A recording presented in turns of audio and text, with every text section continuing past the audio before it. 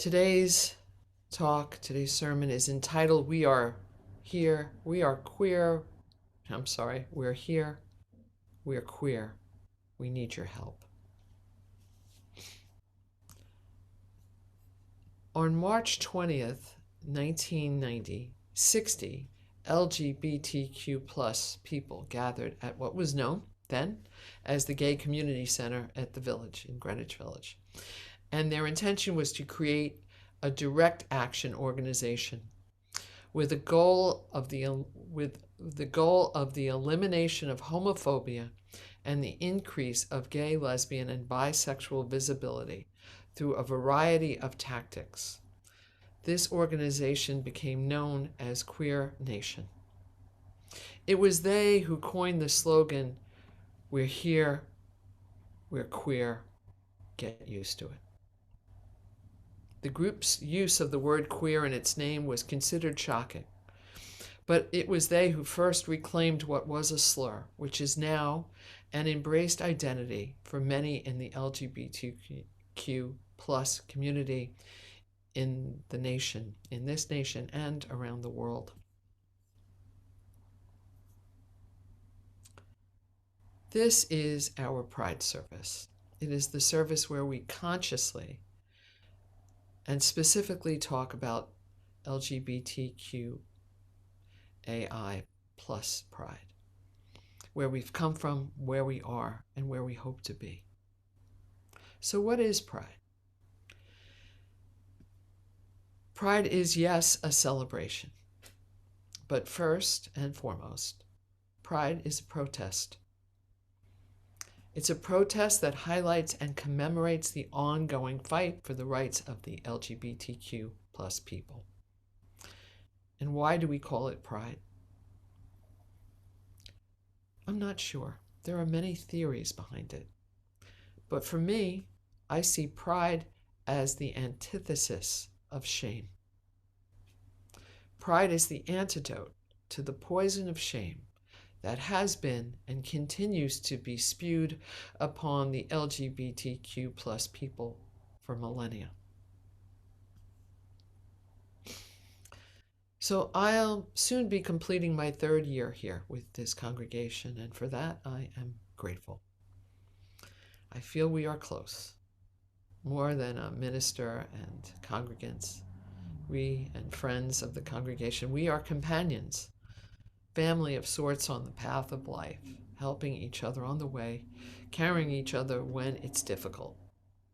And I think part of having closeness with others is being able to be vulnerable to speaking your truth.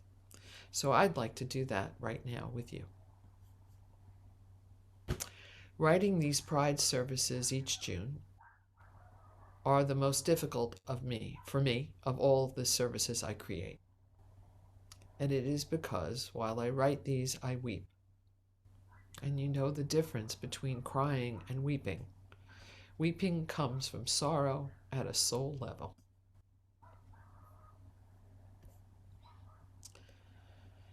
In June of 2019, this is a great moment, I stopped in at the Garden State Plaza for something I needed, and I was preparing to do a talk for World Pride at the Pride Center itself. And I was delighted to have this opportunity. And when I walked into the mall, I was completely blown away to find Pride items all over the place, in all kinds of stores right here in Paramus, New Jersey. Just about, well, I'd say most stores had some kind of Pride marketing, flyers, or merchandise. I was surprised and overjoyed.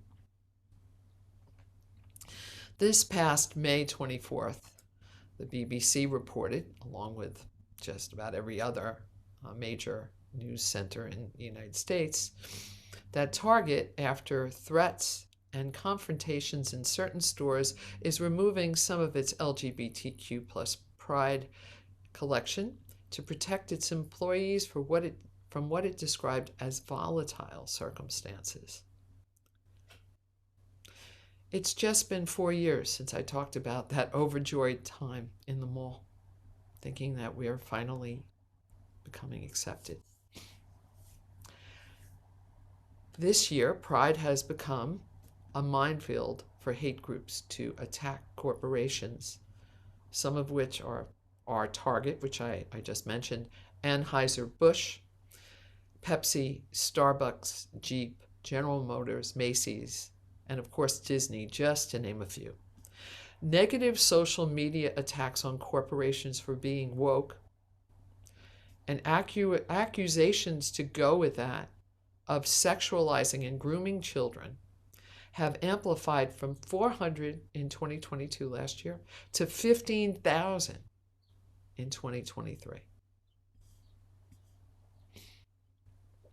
Right-wing groups and politicians have set their crosshairs on the LGBTQ plus community as the focus of hate and misinformation for their 2024 presidential election and all of elections and upcoming to that point and on beyond, I'm sure. And they are not trying to hide this anymore. There's no hiding. There has been an unprecedented and dangerous spike in discriminatory legislation sweeping state houses this year, with more than 525 anti-LGBTQ plus bills introduced and more than 75 signed into law so far in 2023. More than twice as much as what came, these numbers are twice as much from what they were last year. We're only halfway through the year. And this is not just red states. 6 bills are right here in New Jersey, and they're pending right now. These bills attempt to undermine and weaken non-discrimination laws by allowing employees, businesses, and even hospitals turn away LGBTQ people or refuse them treatment. Nationwide, pride parades have been canceled or scaled back due to threats of violence. And FYI, this is being reported not just in the United States, but globally. Global news sources are updating this information around the world. Schools and libraries are a primary focus of the anti-LGBTQ agenda. Much of this is under the slogan and umbrella of promoting parental rights. That's the trick, that's the catchphrase. So I want to point out 3 different places in the United States and 3 different events, just to name just a few. Glendale, California. This is a primarily Hispanic and Armenian community. The administration of the school voted to continue recognizing Pride Month. I don't have the name of the school in front of me, as they had for many years. The parents rejected this. Fistfights have broken out. Violent clashes have twice broken out in front of the school. I think 500 people arrived for these clashes, some of them including the Proud Boys. Westfield, New Jersey, Bergen County, right here. Anti-LGBTQ plus activists are pushing to pass parental rights policies that would force schools to out LGBTQ plus students to their families, even though these policies are statistically and are clearly known to be dangerous and damaging to students and also violate state law. All these laws push to make LGBTQ plus people invisible again. And last, Waukesha, Wisconsin. There's a first grade teacher, a highly accredited and merited teacher named Melissa Temple, who recommended, she was involved in creating their first grade play, and she recommended and suggested using a song called Rainbow Land. The song was banned by the administration for the concert, deeming that it was controversial. This is a duet by Miley Cyrus and Dolly Parton, probably the sweetest little song you'd ever hear. Melissa Temple shared on Twitter how disappointed she was about this, and when will this sort of thing end? And in response, the school put her on administrative leave, warned her not to mention this to anyone anywhere, that she was not only on leave, but she was completely muted, for she would be fired. They are now recommending for her termination. For the last 2 years, we have heard hate rhetoric from Governor DeSantis and a plethora of other politicians saying teachers or people advocating or including the existence of LGBTQ plus people in any of their conversations in a classroom are groomers and are trying to sexualize students. The Southern Poverty Law Center shares that as the pedophilia conspiracy theories. And these have been have a long history of being used against many marginalized groups, including African Americans, but certainly and most in the forefront, LGBTQ plus people as a reason to justify discrimination and violence. Groups are emerging with appealing names like Moms for Liberty, which is an anti-LGBTQ, anti-COVID protocols, anti-race education group in schools. And it uses a mission of parental rights to make itself sound less hateful.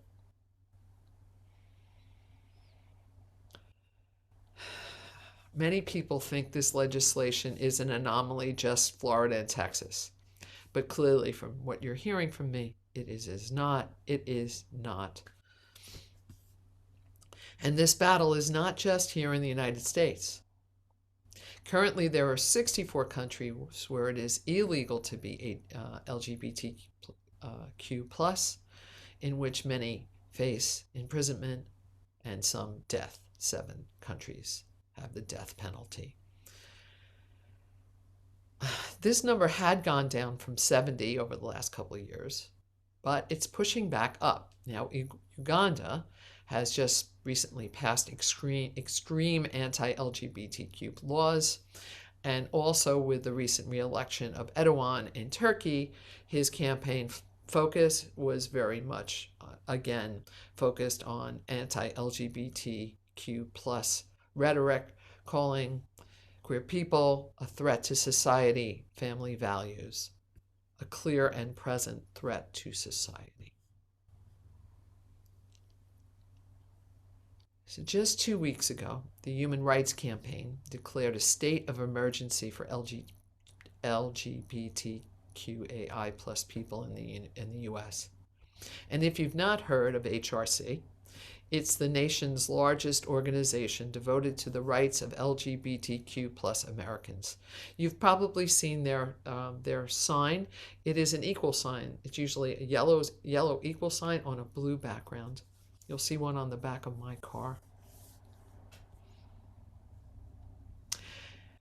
They're sounding the alarm about the current political climate.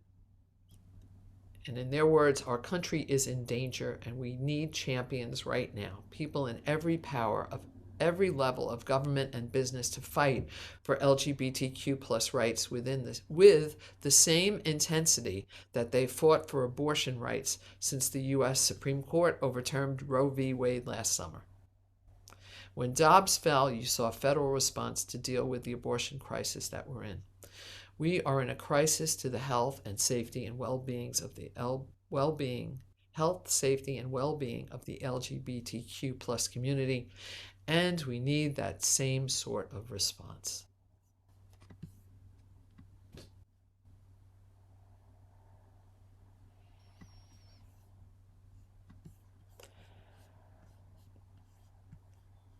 Now, I don't mean to leave you all panicked and depressed. It is Pride Month, and we do want to hold that joy and not miss that too. But these facts and information, these are facts and information that we need to know. Actually, everybody needs to know this. I hope this sermon is shared all over social media and activates lots of people and educates lots of people. We need to change the hate consciousness and misinformation that's creating this kind of anti-LGBTQ narrative. And we can't do this alone.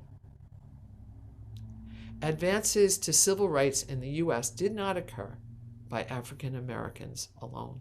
Advances to LGBTQ plus rights did not occur only through gay, lesbian, bi, transgender, and queer people.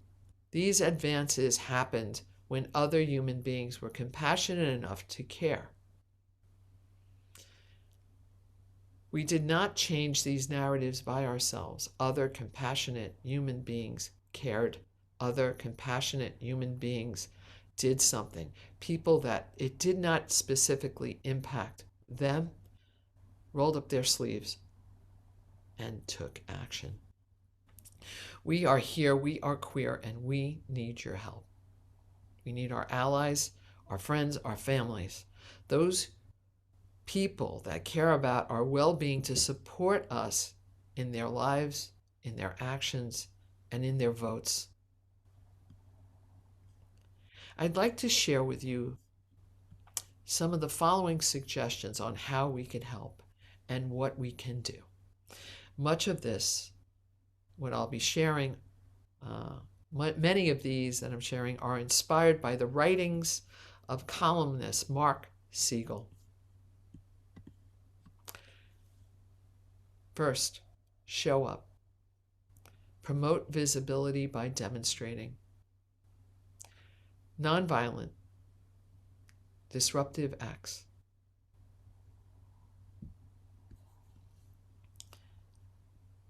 And for those of us that are gay, come out.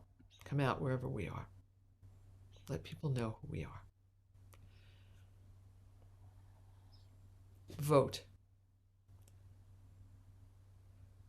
Did you know that only 60% of the U.S. population of the United States ever votes in an election? 60% is the highest mark of people in any population in the U.S.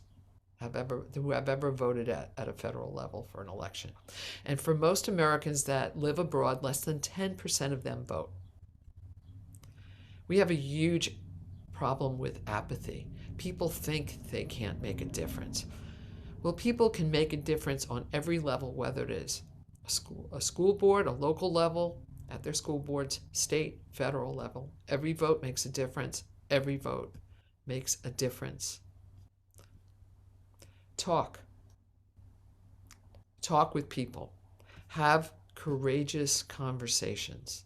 Show visibility by bringing up anti-LGBTQ laws in conversations with friends, family, people you know.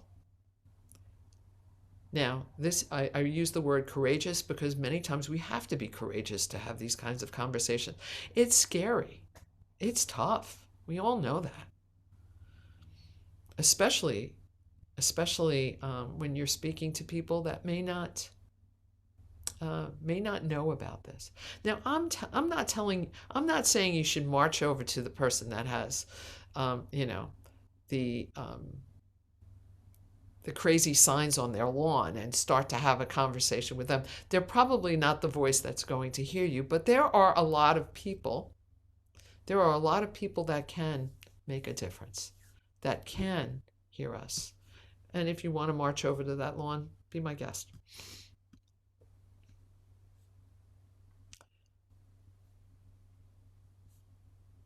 Just a few years ago, I had a conversation with a family member who is a conservative Republican. It was in 2020, and it was that summer. And I shared with him that it was just that past June that a federal law was passed to protect LGBTQ plus individuals on a federal level from being fired from our jobs. He said, that can't be true. That just can't be true. And I said, well, it is true. And until just this past June, people had nothing to protect them federally. So he didn't believe me. I went on Fox News, I found an article, and I sent it to him. And he read it, and he was outraged. He was so upset to hear this, and he said, "Oh my God, I never heard this." I said, "Well, not every news source shares these things." And he contacted me after that day, thanked me, and said he shared this information with a significant group of other conservative Republicans who they, in turn, were also outraged. Now, I don't know what this might do, but having that conversation with him may have inspired something, may sway maybe some voting, not saying that he might not, that could impact within his groups of vote, his parameters of conservative voting. There might be somewhere where he might want to speak up and take action. That conversation may have planted a seed to possibly move in another direction. Everything comes from a seed. I think part of having closeness with other people and being vulnerable to speak your truth allows us to have connection. Being transparent about who you are is difficult, but it also allows real connection, like I did early in this service when I talked about how I feel when I do these. So Mark also shares that we should trust. We should trust that people will hear us. Believe in the best in other human beings. It's the most effective way to bring out the best response in other people. And to remember that we cannot shame or insult someone into agreeing with us. We cannot shame or insult someone into understanding us or supporting us.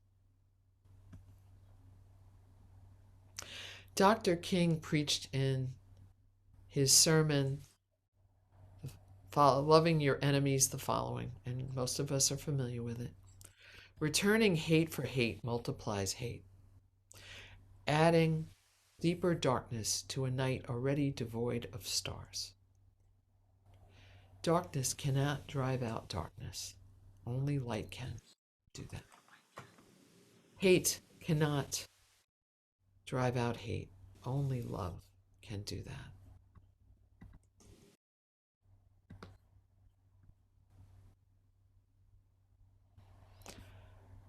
If we have learned one thing since Stonewall, Mark shares, it is to be out loud and proud. And he shares that we LGBTQ plus people must be visible, and we must not allow ourselves to wallow in victimhood, but rather in action and in power. To take that history of victimizing that continues and bring that into our actions and bring that into our power. In the next 24 hours, those of you who are on our email list will receive a blast from me with ways that you could help. I'll go through what I've shared already in that email, and you'll also find links to opportunities to help people like Melissa Temple, organizations that support and fight for LGBTQ rights, links to ways you can learn more about how to be an ally, and a link to join the Bergen County LGBTQ Plus Alliance. And yes, allies are welcome and encouraged to be part of all these things.